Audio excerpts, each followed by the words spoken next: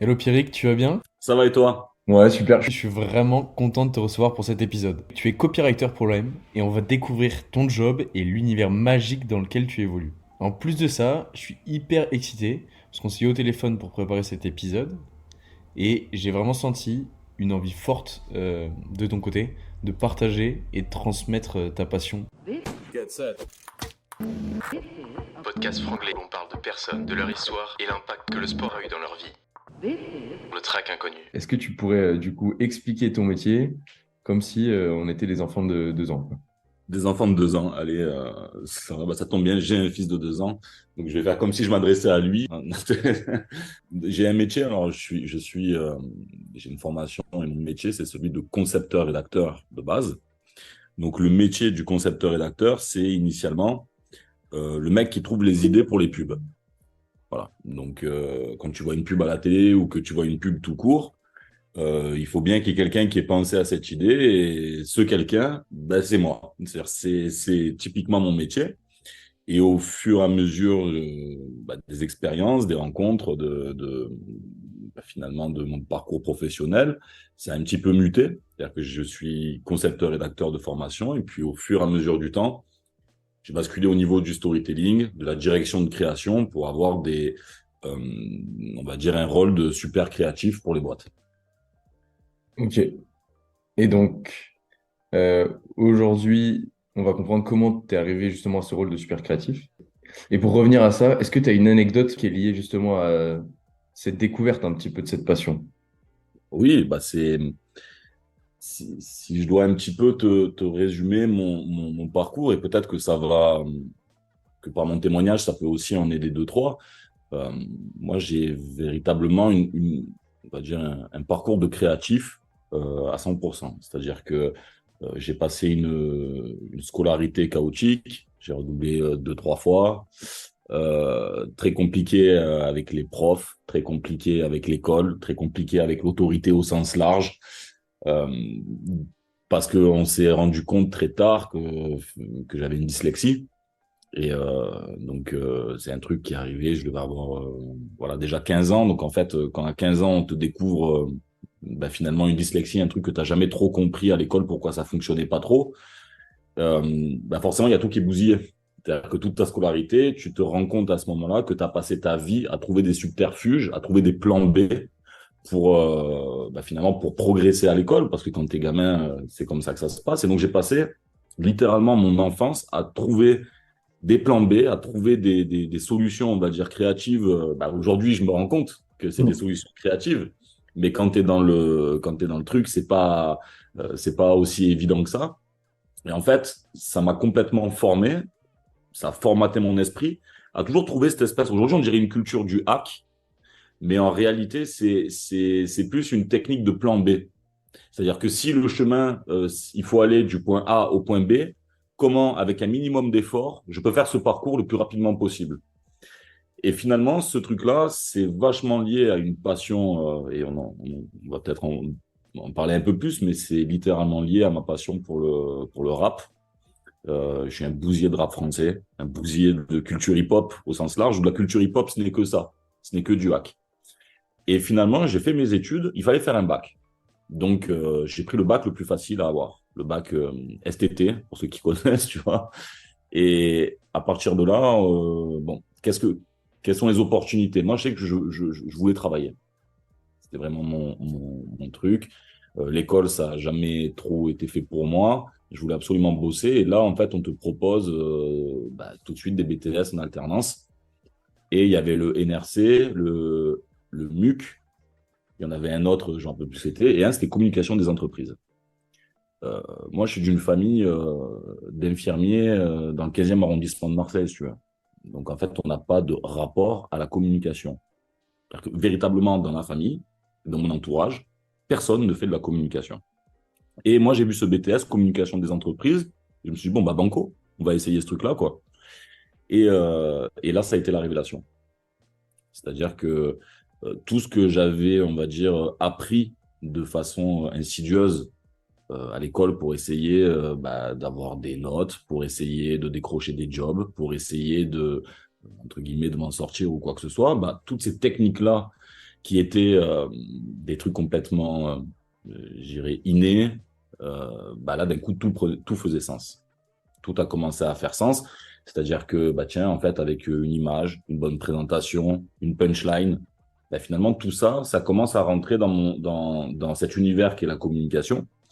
Et un beau jour, j'ai eu une chance, je dirais une chance extraordinaire, c'est que j'ai rencontré un type qui s'appelle Guillaume Vigouroux, avec Alexandre Contancin, qui était en train de monter l'agence Mars at Work, qui est aujourd'hui l'une des plus grosses agences indépendantes de Marseille.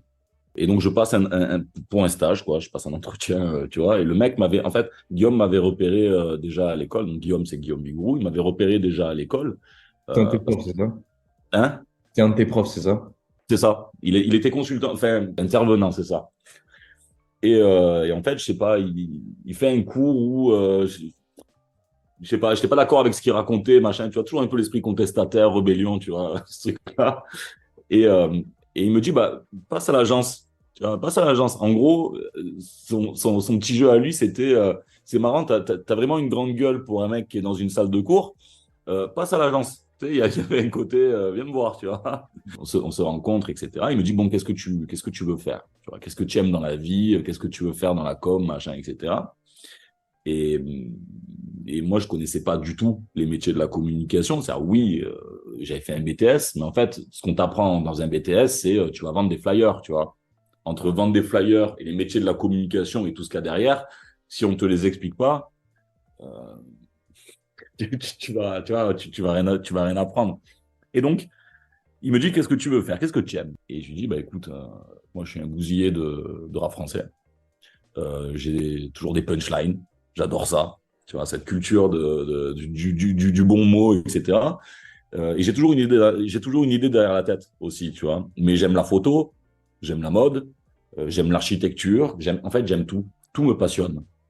Et je reviens juste à, tu sais, tu dis, j'ai la culture de la punchline, la photo, la culture. Ouais, Quand tu parles genre punchline, par exemple, ouais, chaque fois que tu as une idée derrière la punchline, tu te dis, j'ai envie de piquer, enfin, pas méchamment, mais trouver le mot juste qui fait réagir, créer une réaction. C'est complet, complet. Mais après, ça, je te dis, c'est un formatage d'esprit. C'est-à-dire que vraiment, pour le coup, ça fait vraiment partie de mon caractère. Euh, dans une réunion, dans un truc, d'essayer d'avoir, enfin, c'est pas d'essayer, mais tu sais, les mots ont un sens. Et avoir la culture du bon mot, c'est un truc, moi, qui m'a toujours fasciné chez les autres. J'ai toujours adoré ça. Quand j'étais petit, que je me baladais, que j'étais dans les rues ou quoi que ce soit, il y avait toujours, il y avait toujours ces mecs-là qui traînent, en fait. Souvent, tu les vois, tu sais, sur les places de village ou ce genre de truc, tu as toujours un vieux qui est entouré d'une espèce de horde autour de lui. Et ce mec-là, il envoie toujours la petite punchline, tu sais, et tout le monde est écroulé, quoi. Et ces mecs-là m'ont toujours fasciné. Des mecs comme Baffy, par exemple. C'est des mecs qui me fascinent. Raymond DeVos, tu vois, c'est des Coluche. Aujourd'hui, on a un peu moins cette culture-là, parce qu'aujourd'hui, tout est mercantile, on y reviendra.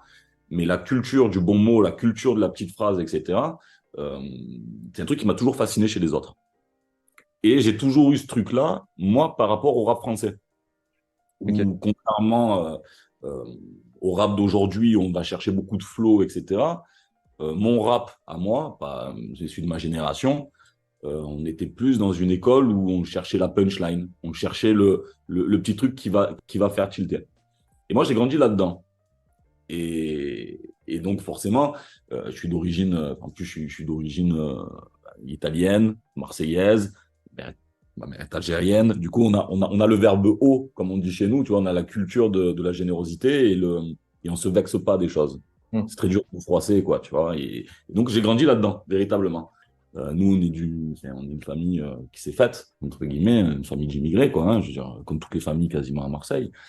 Et c'est parce que derrière, quand je vais passer en entretien, parce que tu vas voir ce que je suis en train de... c'est assez marrant. Là, je tombe en face de deux mecs qui, pour le coup, sont très cultivés. Euh, Pareil pour Alexandre Contancin, qui est un type intellectuellement très brillant. Tu vois, c'est des mecs qui ils ont beaucoup de culture générale. Et donc, forcément, ils arrivent et ils me disent bon, écoute, qu'est-ce que tu aimes, toi, tu vois? Bon, j'aime le rap, j'aime la boxe, j'aime la pizza, la bière, le foot. Tu vois? J'aime profondément écrire, mais j'aime pas lire. J'aime profondément regarder des clips, j'aime profondément faire des clips ou réaliser des trucs. Ça, j'adore ce truc-là. Mais tout ce qui est trop technique, machin, dès qu'il faut commencer à remplir la paperasse, tu vois, ça me plaît pas. Quand il faut commencer à rentrer dans de la gestion, etc., ça me plaît plus, tu vois. Moi, ce que j'aime, c'est vraiment faire et trouver des idées. Et donc, le mec me dit, euh, est-ce que tu as lu Rhinocéros, par exemple? Est-ce que tu as lu t'as tous les livres obligatoires à l'école? Ben, en fait, il se rend compte, moi, j'en ai lu aucun, quoi. Mais vraiment, j'ai une culture littéraire zéro, nul, nada, fifre. Par contre, je suis capable de te sortir tous les plus grands textes de rap des 10 dernières années. Et ce truc-là va faire que les mecs, ça les a profondément tiltés parce qu'ils voient un jeune profondément ancré dans son époque, qui a toujours cette culture d'aller chercher la petite punchline un peu trublion, tu vois, très rebelle des trucs. Et le mec me dit, est-ce que tu connais le métier de concepteur-rédacteur? Moi, j'étais venu pour être chef de projet à la base, tu vois, c'est-à-dire, c'est quoi le stage, machin. Et le mec me dit, est-ce que tu connais le métier de concepteur-rédacteur? Alors, il faut savoir que concepteur-rédacteur, ce métier-là, c'est un pur métier d'agence de com. Et la plupart du temps, c'est un métier, donc là où se concentrent les agences de com, majoritairement, c'est dans les capitales. Et donc, en France, c'est à Paris, tu vois. Et si tu veux rencontrer ce métier, si tu n'as pas quelqu'un de ta famille qui est dans la pub, ou alors si tu n'as pas quelqu'un de ton entourage qui est dans la pub, c'est très compliqué d'être confronté à ce métier parce que les concepteurs-rédacteurs c'est pas des mecs discrets, mais c'est des types que tu croises jamais dans la vie de tous les jours, quoi. Tu vois, parce qu'un publicitaire, de base, il est passionné par ce que toi, tu fais. Il n'est pas passionné par ce que lui, il fait. Lui, son rôle, c'est presque de t'observer, en fait. Exactement. Et c'est comme ça que tu reconnais les bons concepteurs-rédacteurs. C'est-à-dire, c'est des types, euh, ils sont capables en une fraction de seconde de capter où est le gag. C'est un métier de salon, quoi, hein, tu vois. Et donc, Guillaume Bigroux, pour en revenir à ce truc-là, à Marsa Torque, il propose ce métier. Je ne comprends pas un traître mot de ce métier-là. C'est-à-dire que le mec me dit concepteur-rédacteur. Moi, concepteur, pour moi, c'est un concepteur de cuisine. Rédacteur, c'est un journaliste. Donc, concepteur-rédacteur, à la limite, c'est un mec qui écrit des fiches techniques pour des cuisines. Tu vois à la limite, on est dans ce rapport-là, tu vois. Et il m'explique qu'en fait, le concepteur-rédacteur, c'est le mec qui va trouver les idées pour la pub. Mais pour moi, c'est un choc. Parce que, à mon sens, avoir une idée ou trouver un bon mot, c'était le métier du directeur artistique. Comme c'est lui qui fabrique l'image, ben je me suis toujours dit que c'est lui qui avait les idées. Et donc, en fait, le directeur artistique, de facto, est aussi concepteur-rédacteur. Et en fait, c'est en découvrant ce métier-là que pas du tout. Il y a vraiment le métier de concepteur-rédacteur qui est de trouver les idées et le métier du directeur artistique qui est de la mettre en image. Mais pour moi, c'était complètement...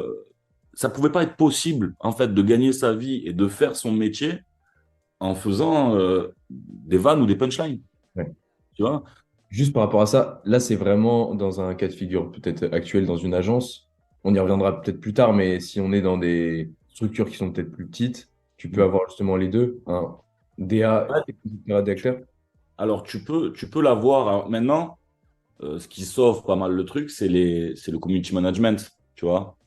Où, parce que les boîtes, elles sont... Bon, ça commence à changer. Mais même dans, tu sais quoi, ça a changé. Aujourd'hui, il y a une vraie reconnaissance du copywriter dans les boîtes, etc. Mais il y a quelques années de ça, on disait au community manager d'être un peu DA, un peu concepteur-rédacteur, un peu graphiste, un peu machin. Alors qu'en agence, c'est des métiers qui sont vraiment... c'est très distinct, quoi. C'est-à-dire, le directeur artistique, c'est pas le graphiste exé. Le concepteur-rédacteur, c'est pas le rédacteur. Tu vois, aujourd'hui, avec les métiers contemporains et les boîtes qui veulent payer un peu moins aussi, hein, il y a un côté un peu comme ça, un peu pingre des boîtes. On cherche le mouton à 5 pattes. Cherche-le, ton mouton à 5 pattes. Mais en fait, spoiler alert, ça n'existe pas, un mouton à 5 pattes. Tu vois, mais continue de le chercher. C'est-à-dire un mec que tu vas sous-payer pour 4 corps de métier. Félicitations si tu le trouves.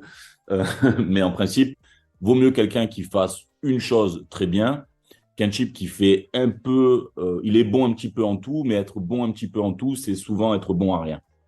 Spoiler alert. Mais bon, Et donc, ce métier du concepteur-rédacteur, je ne savais pas qu'il existait. Je ne connaissais pas ce métier. Et donc, Guillaume, il me dit, écoute, j'ai un sujet là. Il me dit, c'est pour la Croix-Rouge. En fait, c'est des chefs qui, avec des denrées alimentaires, ils doivent fabriquer des grands plats, tu sais. Fabriquer des plats de chefs avec des petites denrées alimentaires. Le concept est complètement génial, tu vois. Et il me file le sujet, il me dit, qu'est-ce que tu ferais là-dessus? Je sais pas, je me gratte un peu la tête et je dis, tiens, c'est marrant parce que bah, on peut faire des grands plats pour pas un radis, quoi. On peut, tu vois. Et finalement, cet état d'esprit de vanne, etc., que je fais, bah, lui, il a vraiment pris le truc, il a dit, OK, on va en faire une campagne de ça. Et en fait, je me retrouve à faire une campagne pour la Croix-Rouge, voilà, pour ce truc-là. Et en fait, ça leur a vachement plu à la Croix-Rouge. Et à ce moment-là, en une fraction de seconde, j'avais trouvé ma voie. C'est-à-dire que je savais que je voulais faire ça de ma vie. Trouver des histoires, trouver des vannes, trouver des trucs, tu vois. Et ça m'a complètement bouleversé parce que ce que je faisais de façon complètement naturelle et complètement innée, aujourd'hui, je pouvais gagner ma vie avec. Alors que jusqu'à présent, je me cherchais. C'est-à-dire que les métiers de la création, c'est des métiers qui sont un peu présents partout, mais dont l'accessibilité est assez rare dans le milieu de l'agence, c'est-à-dire des mecs qui te donnent ta chance, tu vois, c'est rare et précieux. C'est-à-dire que pour le commun des mortels, je le répète, les trois quarts des gars qui sont dans les agences de com, etc., pour 90%, ils ont soit un grand frère, soit une grande sœur, soit, tu vois, ils ont quelqu'un qui connaît. Mais pour celui qui connaît pas ces métiers-là, qui est, je sais pas, fils de maçon, fils de machin, t'as pas de rapport avec ces métiers-là. Tu vois. Là, on venait de me donner ma chance pour faire un petit peu un saut, dans le futur. On venait de me donner ma chance et à partir de là, j'ai rien lâché. Mais des trucs, mais t'as pas idée, Quentin. Justement, on va en revenir à ça, tu vois, l'après. Et ce qui était cool quand on avait discuté, c'était quand tu me parlais de. On va revenir, tu vois, au côté local qui est quand Mm. même ultra ancré. Ouais, Et voilà, c'est aussi peut-être qui a fait que tu as eu la chance de rencontrer ces personnes dans cette agence-là. C'est que, en fait, c'était une agence locale à Marseille. c'est ça. Bah, si tu veux, c'était Mars at Work, donc, qui est un dérivé de cette fameuse Men at Work, qui est une très vieille image. Euh, il y a eu cette chance, en fait, c'est vraiment un croisement des mondes à ce moment-là, c'est-à-dire que, comme je te le disais, historiquement, le métier de concepteur-rédacteur, c'est un métier 100% parisien. Et si tu regardes ce qui se passe en région, alors là, maintenant, c'est un peu moins le cas parce qu'il y a eu un Covid. Mais avant, si tu voulais réussir dans la communication, il n'y avait pas le choix. L'étape obligatoire, c'était de prendre ton petit baluchon et d'aller bosser dans une agence à Paris. Tu étais obligé de faire ça. Et moi, j'ai vu tous mes potes, un par un, ceux avec qui j'étais en BTS, ceux avec qui j'étais en licence, ceux avec qui j'étais en master, tous ceux qui étaient bons, entre guillemets, euh, bah, ils sont tous partis à Paris, quasiment. En fait, des gens qui sont restés dans la région, bah, soit ils avaient des postes et en fait, ils sont très vite réorientés dans d'autres trucs, mais ceux qui sont restés dans la communication à Marseille, euh, ça se compte sur les doigts de la main d'un manchot, quoi, tu vois. Et ils sont tous partis. Ils sont tous partis. Et moi, je me suis retrouvé dans cette situation où moi, j'avais pas envie de partir. Pourquoi? Sincèrement. Je sais pas, c'est idéologique. En fait, je n'arrive pas à concevoir que des gens qui ont plus ou moins de talent ne comprennent pas l'importance qu'il y a de rester auprès des siens pour justement aider les siens. En fait, c'est si tu es bon que tu arrives à aider les autres. Parce que quelque part, il y a un côté inspirant, il y a un côté tu deviens modèle, tu te mets dans un rôle de leader et en fait, tu dois tout arracher pour les choses auxquelles tu crois. Moi, je ne crois pas que le bonheur passe par le déracinement. C'est les goûts et les couleurs, tu vois. Mais moi, je ne crois pas trop en ça.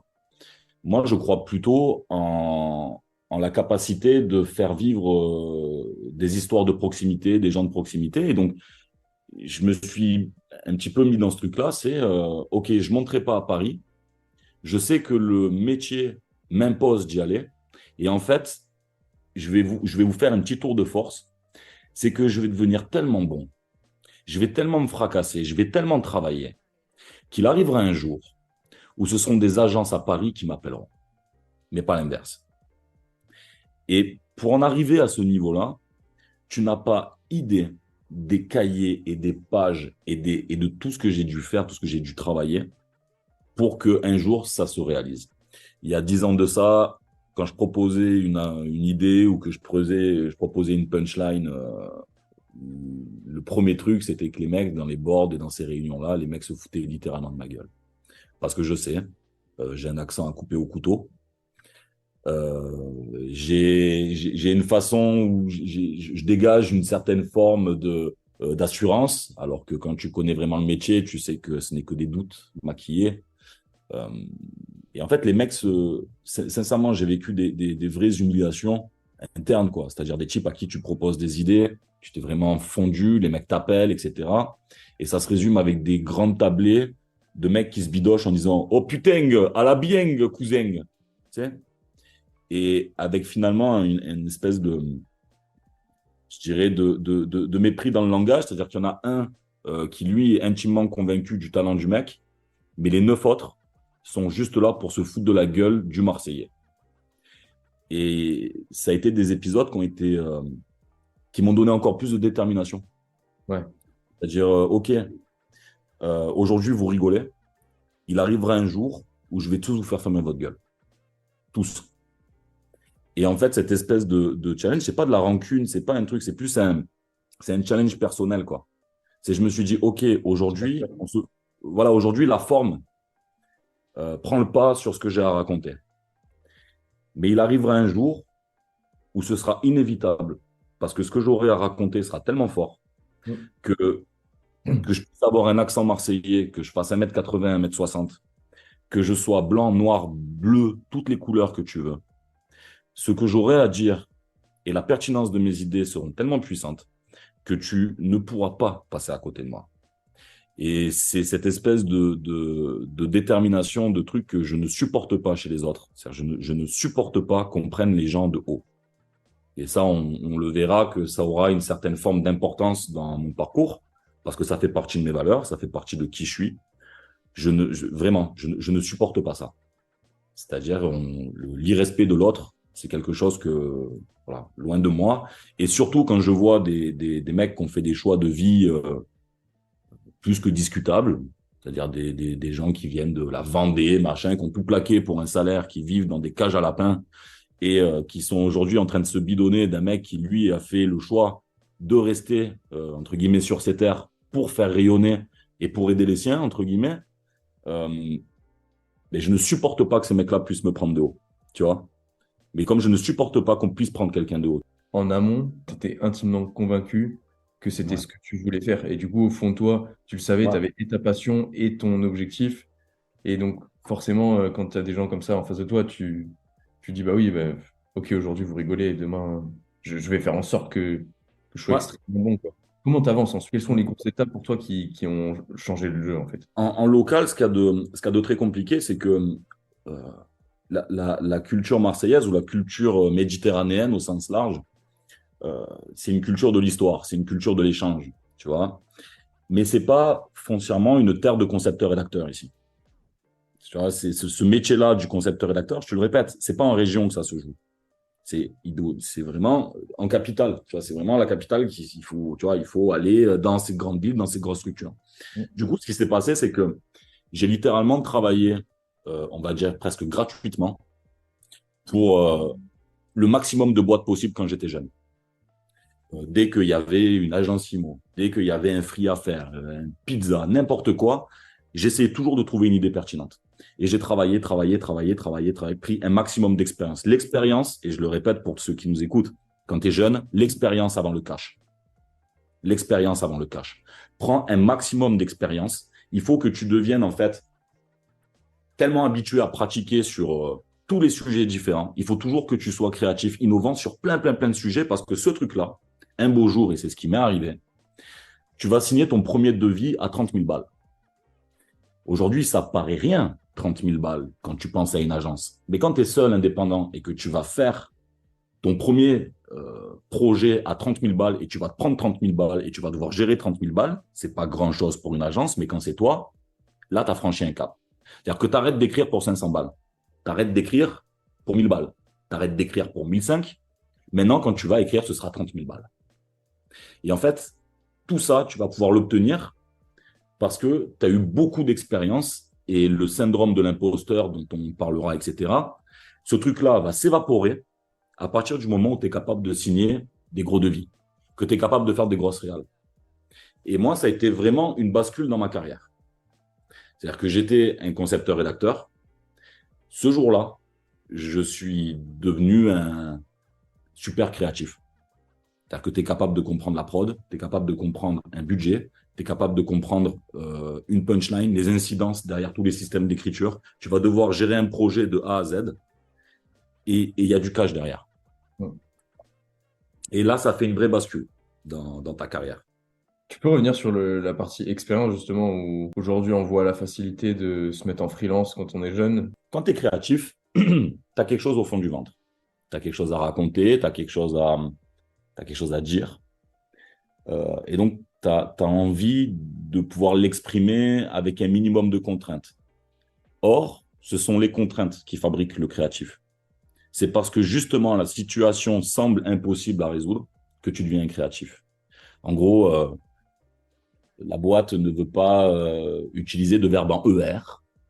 Il faut que ce soit jaune, il faut que ce soit des textes courts, mais il faut que, tu vois, en fait, on va te rajouter un maximum de contraintes. Et plus on rajoute de la contrainte, et plus tu es créatif. Si je te laisse une feuille blanche, tu fais un peu ce que tu veux. Et en fait, c'est l'un des pièges dans lesquels tombent souvent les créatifs en sortie d'études, de se dire bon, allez, je me mets en freelance et ça va marcher. Frérot, tu vas tomber en face de moi. J'ai 10 ans d'expérience et toi, tu sors des études sur un même budget. D'après toi, qu'est-ce qui va se passer quand le client, il va avoir le choix entre mon CV et toi qui viens de sortir de tes études? Qu'est-ce qui va se passer? Tu vois?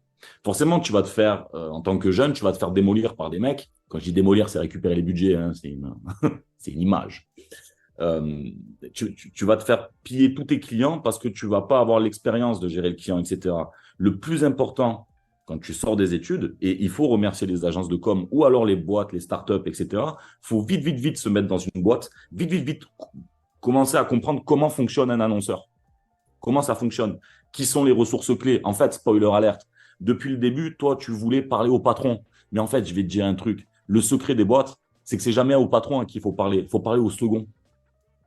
Tu vois? Il ne faut pas parler au directeur marketing. Il faut parler au second directeur marketing. Et ce truc-là, tu ne le sais que si tu as pratiqué de l'annonceur. Tu vois? Donc, c'est important pour les jeunes de très vite faire un maximum de projets. C'est pour ça que je dis l'expérience avant le cash. D'abord, fais des clips, fais des trucs, fabrique, tu t'en fous, votre-toi, etc. Mais très vite, va dans une entreprise. Va bosser parce que le créatif, tout le monde peut se revendiquer créatif. Tout le monde a des idées. Rares sont les gens qui savent tailler une idée. Et l'entreprise, le monde de l'agence, la difficulté de travailler des expériences pour un créatif qui vont être très douloureuses. Hein. Quand tu as et vraiment, je parle vraiment avec une très, très grande honnêteté, une vraie authenticité dans ce que je vais te dire. Toi, tu sors de tes études, tu es un jeune créa, machin, tu as des idées plein la tête et en fait, tu vas te rendre compte que tu vas devoir vendre ton idée en premier à un chef de projet con comme un balai, qui n'a pas le tiers de ton talent et qui va te regarder dans le blanc des yeux en disant « Ah non, mais en fait, je pense que le client, il va pas aimer parce que, je sais pas, l'idée, moi, elle me parle pas trop, je pourrais pas l'expliquer. » Alors que tu sais pertinemment que toi, tu es payé pour trouver une idée. Tu sais que ce mec-là, il ne comprend rien à rien, mais tu vas devoir passer par ce mec-là pour faire valider tes idées. Eh bien, je te garantis que ça, c'est manger son pain noir.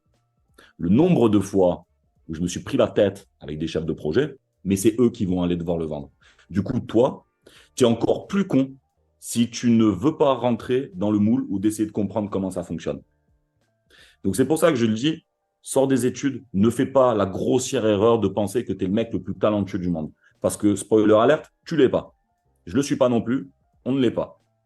Par contre, ce qui fait le distinguo entre deux créatifs, c'est la capacité à pouvoir répondre concrètement à pouvoir proposer une solution créative à une ambition commerciale. Si tu n'as pas l'expérience de la boîte, si tu n'as pas l'expérience de l'agence ou l'expérience de ce truc-là, de professionnaliser ton truc, tu pars. En fait, tu as le choix. Soit tu deviens artiste peintre, c'est-à-dire que tu plaques tout, tu deviens un artiste. Mais si tu veux être un créatif publicitaire, tu n'as pas le choix que de savoir composer avec ça. Et ça, c'est ce qu'on oublie un petit peu de raconter. C'est à l'envers du décor, c'est celui-ci. C'est un créatif, c'est un artiste. Non, non, non. C'est deux mondes complètement. Faut arrêter. C'est-à-dire que l'artiste, il ne répond à aucune contrainte, si ce n'est celui d'exprimer son art. Le créatif, il ne répond qu'à des contraintes qui sont de réaliser une ambition commerciale d'une entreprise. Donc, si tu n'as pas d'expérience de ce truc-là, poubelle. Mais vraiment, poubelle. Combien de potes j'ai vu? Combien de mecs j'ai vu? Non, mais je suis trop fort, moi je sais manier Photoshop, je sors des études, je me mets à mon compte, je vais tous les ruiner. Non, non, pas du tout en fait. Tu vas rien ruiner du tout. Tout ce que tu vas faire, c'est ruiner ta vie, mon pote. Tu vas te lancer sur le marché, tu vas te faire éclater.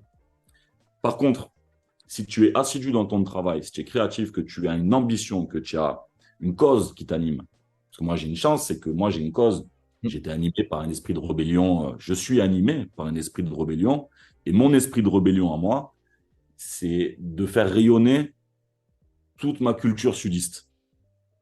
Chacun le fait à son échelle. Moi, j'aime ça. J'aime profondément faire rayonner ce qui m'entoure.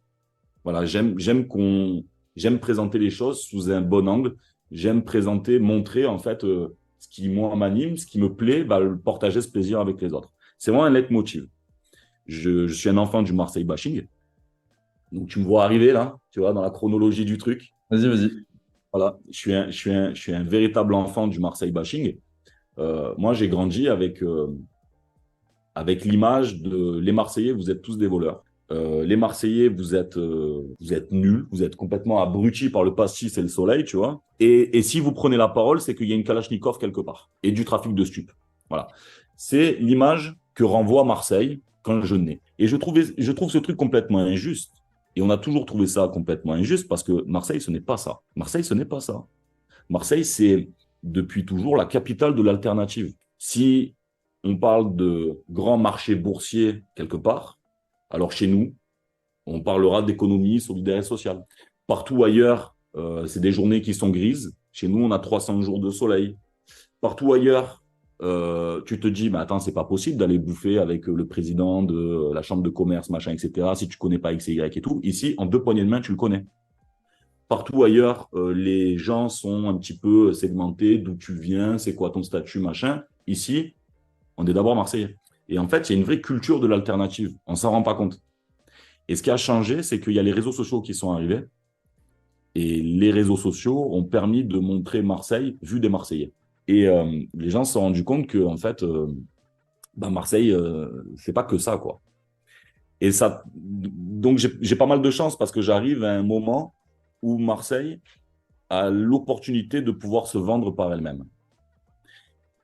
Et moi, j'arrive à ce moment-là. J'arrive sur le marché à ce moment-là, avec le capital de la culture, etc. Une chance que n'ont pas eu, moi, mes aînés. Eux, ils n'ont pas pu se défendre. Ils n'ont pas pu revendiquer leur culture. Ils n'ont pas pu. Eux, ils n'avaient pas le choix. C'est-à-dire que si TF1 disait à Marseille, il n'y a que des voleurs, alors il n'y aura que des voleurs. Il n'y aura pas de contre-pouvoir. Il n'y aura pas d'explication ou quoi que ce soit. Ça a été dit, c'est comme ça. Tu ne pourras pas aller t'exprimer sur un plateau. Aujourd'hui, une même télé raconte un truc comme ça. La minute d'après, sur Twitter ou sur les réseaux sociaux, on va te montrer tout l'inverse. Et c'est ça la chance. Donc, il y a eu la capitale de la culture, il y a eu un petit bouleversement. Et moi, je rentre dans le métier à ce moment-là. Et ça a été un leitmotiv pour moi. Ma carrière, ça a été ça. Ça a été de faire rayonner. Alors, tu vois, on parlait de la culture de la punchline. On va dire que cette culture de la punchline, c'est quelque chose de très publicitaire, c'est très professionnel. La réalité, c'est que ici, mais des fins limiers et des mecs qui ont le mot fin et qui cherchent la vanne, mais c'est complètement culturel ici. C'est-à-dire que c'est pas un métier, tu vois ce que je veux te dire, c'est culturel. Chez les anglo-saxons, on appelle ça la ball culture, tu vois. Mais chez nous, c'est juste de la générosité, quoi. On a le sourire au bout des lèvres, on a le cœur au bout des doigts, quoi, tu vois. Donc, ce qu'ils appellent la ball culture, chez nous, c'est complètement inné. On est naturellement expressif. Ça fait partie de notre culture, ça fait partie de notre héritage. Donc forcément, pour la publicité, c'est un super avantage. parce que ça permet d'aller chercher des bons mots, d'aller chercher des vannes, d'aller chercher des trucs. Là où tu es un mec, pendant 3 jours, il va se gratter la tête. Ici, en fait, en fraction de seconde, au détour d'un bar, un mec va te trouver une campagne. Tu vois, tu te balades dans la rue. Tu sais, j'aime bien faire l'analogie comme ça. Tu sais, Paris, c'est un musée à ciel ouvert. Marseille, c'est un théâtre à ciel ouvert. Et si tu sais où chercher, il y a toujours une réponse à toutes les problématiques créatives et commerciales. Parce qu'il se passe des trucs de fou. Les mecs sont tellement généreux, machin, que tu as juste à aller puiser leur idée. Et moi, c'est une façon que j'ai eue de travailler.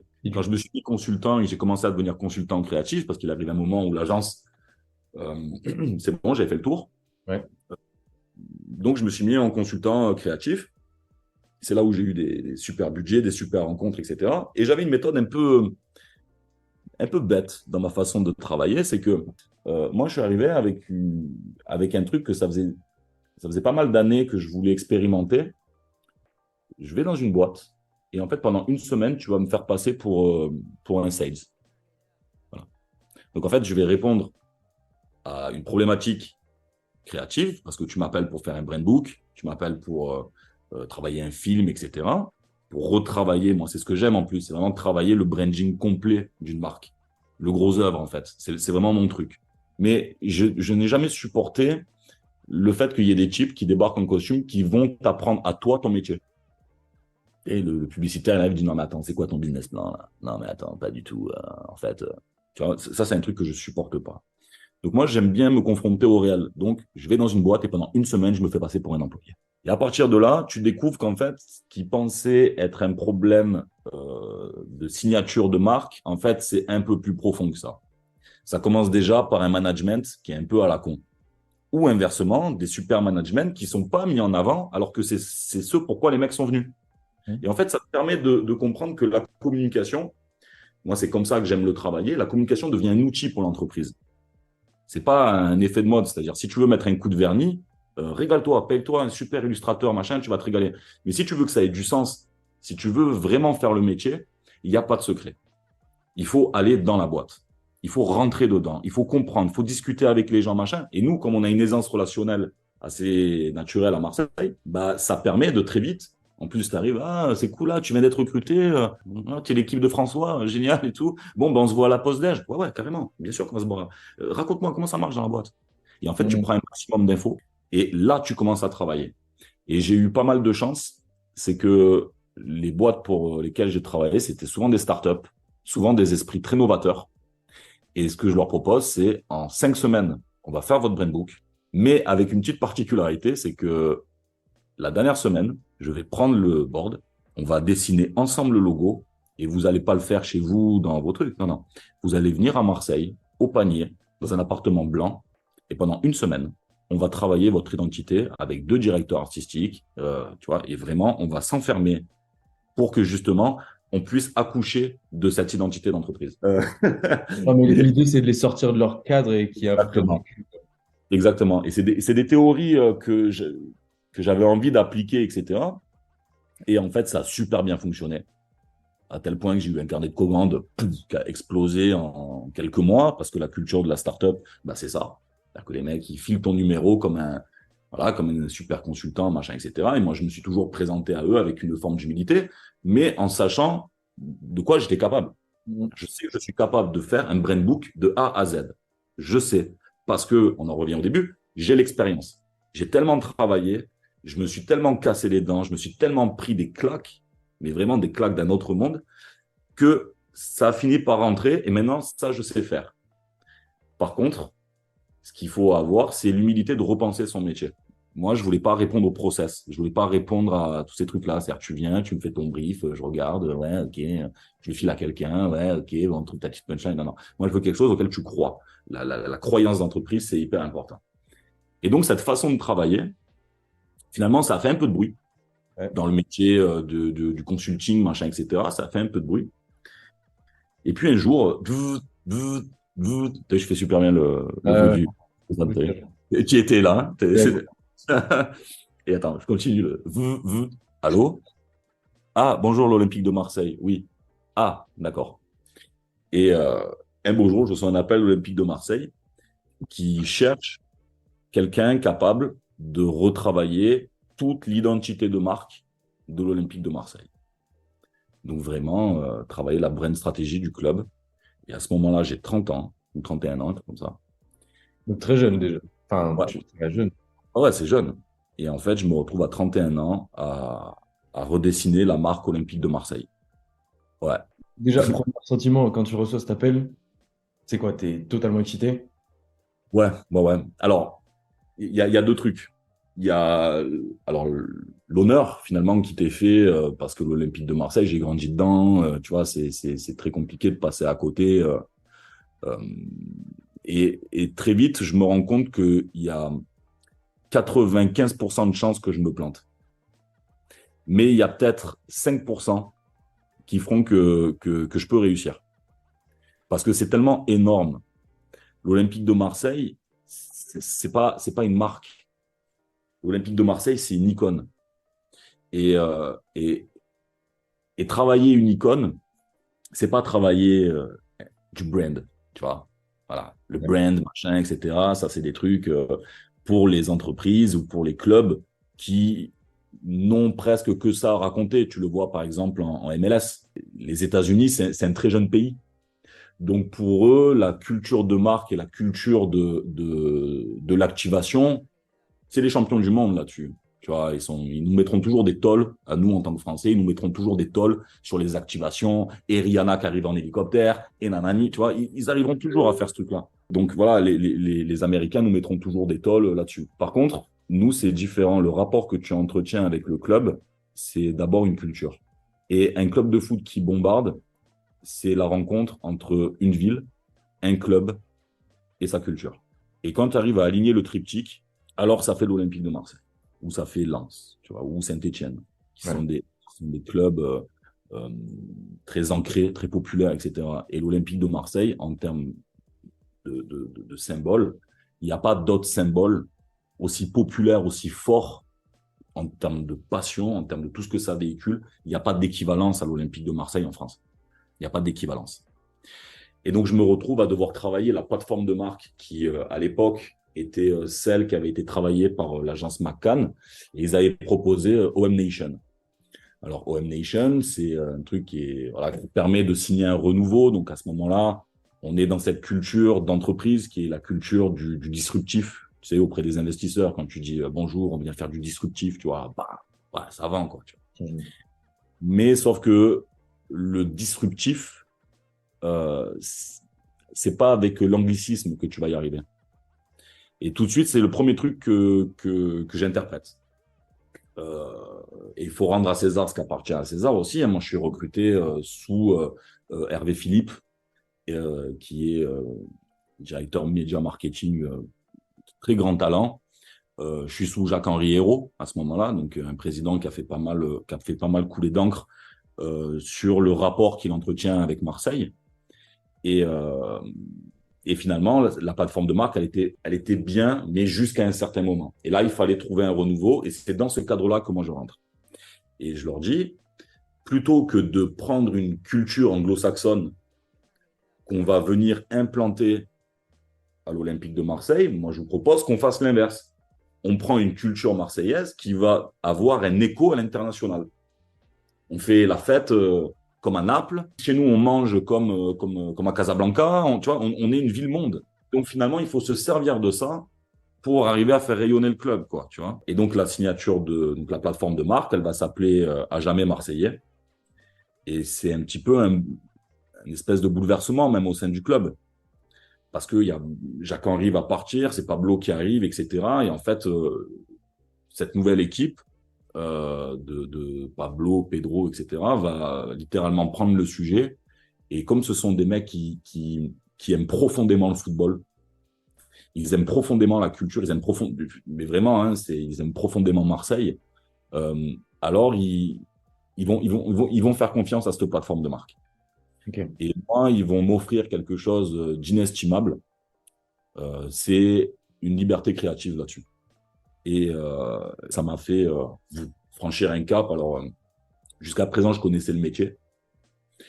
J'ai pu avoir eu cette chance de faire des brand books pour des entreprises, mais là, on change de dimension. C'est-à-dire que là, tu ne crées pas pour une marque. Là, tu commences à créer, tu écris pour un symbole. C'est-à-dire que l'Olympique de Marseille, il faut comprendre que c'est une marque où il y a si on devait parler de religion, ça en est une. Ouais. L'Olympique de Marseille est une religion, avec tout ce que ça comporte. C'est-à-dire qu'il y a un mauvais match pour la moitié des Marseillais, le lendemain matin, c'est compliqué. La semaine est foutue. La semaine est foutue, il faudra attendre. Tu vois, il y a un vrai impact. Il y a un impact sur les gens, quoi. Et en plus, c'est totalement indépendant de la situation sociale, ça touche tout le monde. C'est l'Olympique de Marseille, c'est Marseille au sens large. Ouais.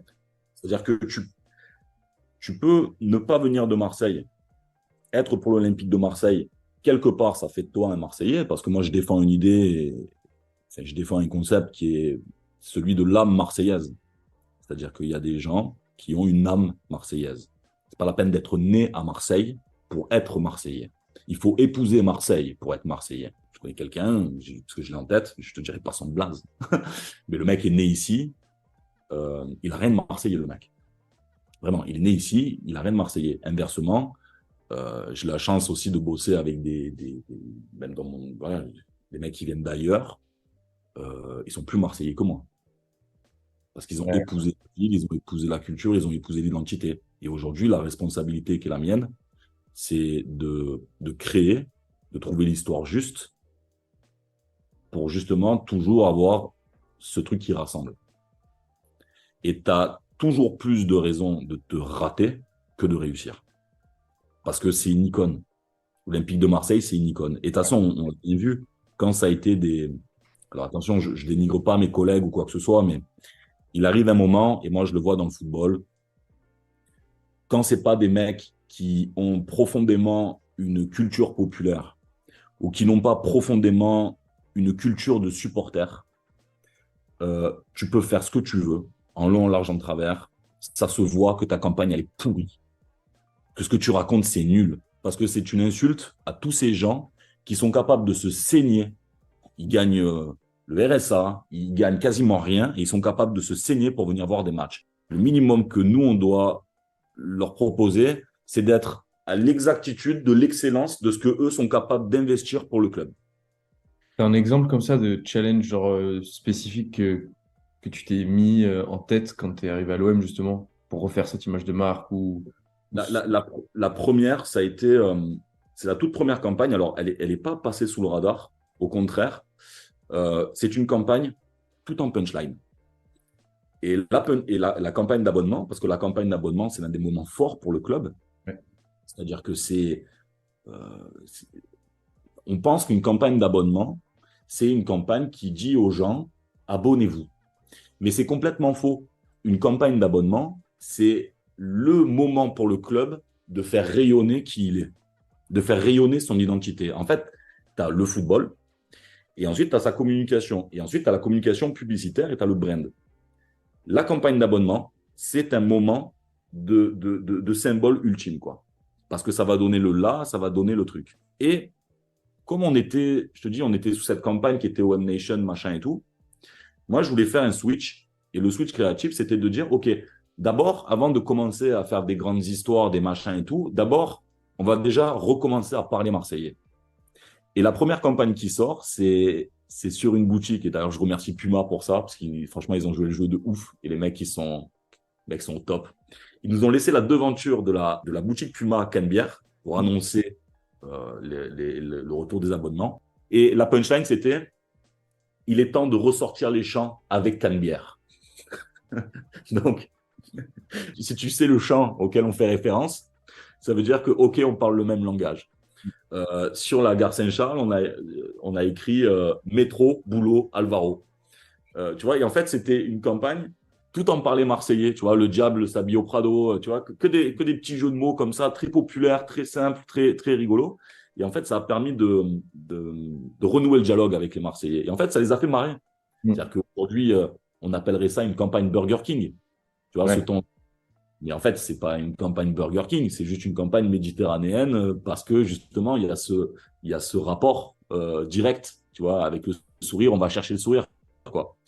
Et en fait, cette première campagne, elle va permettre de débunker deux, trois trucs. C'est que oui, en fait, tu peux être très sérieux sans te prendre au sérieux. Oui, tu peux être une icône comme l'Olympique de Marseille et t'adresser à ton public. Tu vois? C'est qu'en fait, ça met tout le monde dans une position aussi d'humilité. C'est-à-dire que, les gars, c'est par le travail qu'on y arrivera et c'est par notre excellence créative qu'on va y arriver.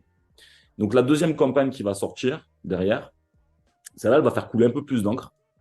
Ça va être Bienvenue sur Mars. Alors, Bienvenue sur Mars, moi, la volonté que j'avais envie de raconter, c'est de dire, OK, y a le reste du monde, d'accord? Et puis, il y a une autre planète. Nous sommes l'autre planète. Nous sommes Ouais. Mars. Et en fait, ça fait écho tout de suite à ISO, tu vois, quand il va travailler autour de Mars, de la planète Mars d'Ayam. C'est-à-dire que Mars, la notion de Mars, c'est très bizarre, mais en fait, tu as grandi dedans sans. Tu sais que c'est Mars, mais tu sais pas trop pourquoi. Mais tu sais, chez nous, quand la nuit arrive, tu sais, les lampadaires, ils deviennent orange. Fait que tu as vraiment l'impression d'être sur Mars, tu vois. Et c'est tous ces trucs-là qui, que j'avais envie de raconter, quoi. Et en fait, plutôt que de faire une campagne que tu vois dans les trois quarts des clubs, c'est-à-dire tu prends, alors bonjour, voilà, alors on a pris une personne de couleur, un enfant et quelqu'un en fauteuil roulant, et en fait, ils ont tous des petits drapeaux parce qu'on est tous ensemble dans les tribunes. Ok, super, c'est de la merde. Nous, ce qu'on va faire, c'est que on va te montrer ce que c'est que Mars. Et en fait, tu vas faire un débarquement avec nous. La caméra, on va la placer de dos et tu vas rentrer dans le stade avec les gars et tu vas voir ce que c'est que de devoir faire un cortège pour rentrer au stade. Et on va mettre ça en image. Et tu vois, c'est ouf parce que j'ai des sensations quand tu me dis ça. Je trouve aussi ce qui est magique dans ce que tu racontes, c'est le côté très très local. C'est-à-dire que en fait, tu vas pas chercher des gens qui habitent hors de Marseille. En fait, d'abord, tu prends les valeurs intrinsèques de la ville et des gens qui la vivent. C'est ce que je te racontais tout à l'heure. C'est-à-dire que si on avait été en MLS, j'aurais jamais pu faire ça. Parce qu'il n'y a pas la culture du déplacement, la culture du rassemblement. Au contraire, une campagne de MLS, c'est We Are et tu mets le club que tu veux derrière. Voilà, choisis un club, je sais pas, Ouais. Los Angeles, donc We Are Los Angeles, We Are Orlando, We Are machin. Tu vois, voilà. Parce qu'en fait, ça se joue pas là-dessus pour eux. Ouais. Eux, c'est voilà. Nous, on a une culture locale. Déjà, on est un pays, on est un grand pays, c'est-à-dire la France. On a quand même beaucoup d'histoire. Marseille, ça a 2600 ans d'histoire. Donc, le minimum que tu peux faire, c'est quand même raconter l'histoire de ta ville, quoi. Et derrière, il va y avoir ce truc-là. On va continuer donc sur cette histoire de Mars, donc ultra locale. Et là, cette année, ben, on a pu. Alors là, c'est ce que voilà, on voit une façon de travailler, une maestria qu'on arrive à mettre en place. Ça a été autour de Odyssée Massalia.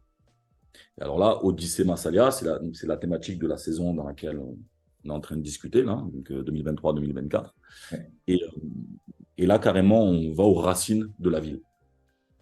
Et on va raconter un récit populaire, mais plutôt que de travailler le populaire dans le sens, ce qui est populaire, c'est Marseille bébé, des roues arrière, machin et tout, parce que souvent on fait l'amalgame entre populaire égale vulgaire, Ouais. alors que pour moi, pas du tout. Populaire, c'est connu, tu vois.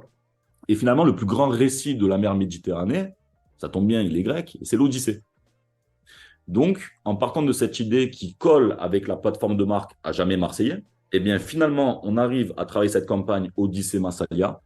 Et derrière, ça va nous ouvrir tout un pan de marque où, enfin, imagine que carrément, avec Puma, on a designé le maillot qui va avec, quoi. Mm. Le maillot Petra Genesis que nous avons designé en interne. C'est nous qui les avons fait, ces trois maillots. Tu as le maillot Petra Genesis de Massalia avec la campagne Odyssée Massalia. Ouais. Derrière, tu as les hospitalités qui s'appellent Gloria Massalia.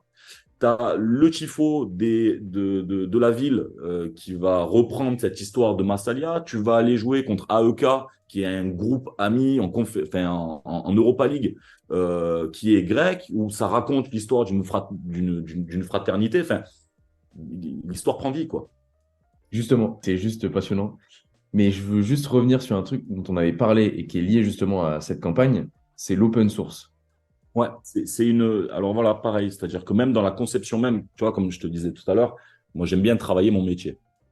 Et je me suis toujours dit que si un jour, j'en avais l'opportunité et que ça faisait sens, Mm. je voulais travailler les campagnes de l'Olympique de Marseille en open source. C'est-à-dire, au même titre que l'Olympique de Marseille est un symbole pour les Marseillais, moi, je voulais travailler des campagnes que les Marseillais puissent s'approprier. En gros, faire une campagne open source, c'est que typiquement, quand tu vas travailler, je te prends la campagne typiquement Bienvenue sur Mars, la notion de Mars, demain, tu lances une friterie, ben, tu vas l'appeler la friterie de Mars. Mm. Tu lances une cuvée, tu vas l'appeler la cuvée de Mars. Tu lances ce que tu veux, et en fait, tu vas pouvoir t'approprier l'univers de Mars, dont le flagship, entre guillemets, enfin, le vaisseau mère, ça va être l'Olympique de Marseille. Et en fait, on va pouvoir faire un bouillon de culture par un concept qui est accessible à tous. C'est le secret de ces campagnes. C'est-à-dire que Odyssée Massalia, la notion de Massalia, tu es un rappeur, tu peux faire un morceau qui va s'appeler Massalia. Mm. Inversement, si je fais une campagne qui s'appelle Droit au but, toi, tu lances une friterie, tu es mort. Parce qu'en fait, Droit au but appartient tellement à l'Olympique de Marseille que tu ne donnes pas l'opportunité aux Marseillais de pouvoir jouer avec ce truc-là. Et en fait, c'est toute la conception des campagnes open source. Je cherche des concepts, des histoires qui puissent parler au plus grand nombre, tout en restant assez spécifiques. Et dont les Marseillais peuvent jouer avec. Typiquement, ça demande un peu plus de jus de cerveau, c'est quelque chose d'un peu plus compliqué, mais on voit les résultats et c'est une fierté, quoi.